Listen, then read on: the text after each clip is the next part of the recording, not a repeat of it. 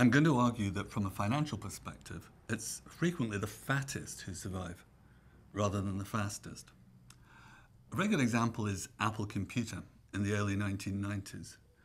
That was the last significant recession we experienced. And at just that time, wisely or unwisely, Apple decided to radically reposition themselves to take on IBM and its clones.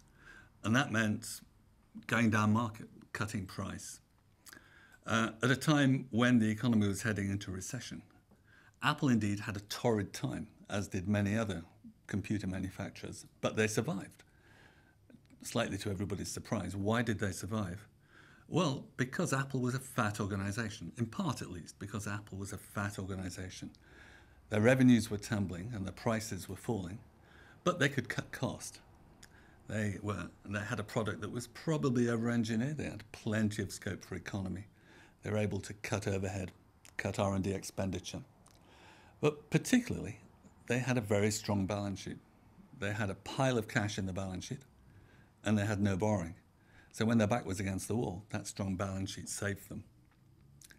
The next 15 years, globally, were probably the most stable period on record, and certainly for the developed economies. It was a period when I suppose we concluded there was never going to be another recession. And the culture of shareholder value took very strong root.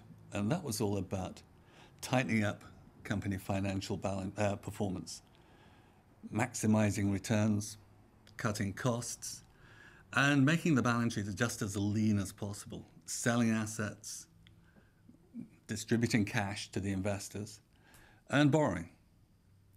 Well, that sort of lean balance sheet really only can be survived when the going is good. When a recession came just a year or so ago out of a clear blue sky, those companies, the companies with the very lean balance sheets, were the most vulnerable. I think the analogy is with the Titanic. The Titanic has just sunk. We're all sitting in a lifeboat, and we're looking around at everybody else, wondering just who's going to survive these cruel Arctic seas.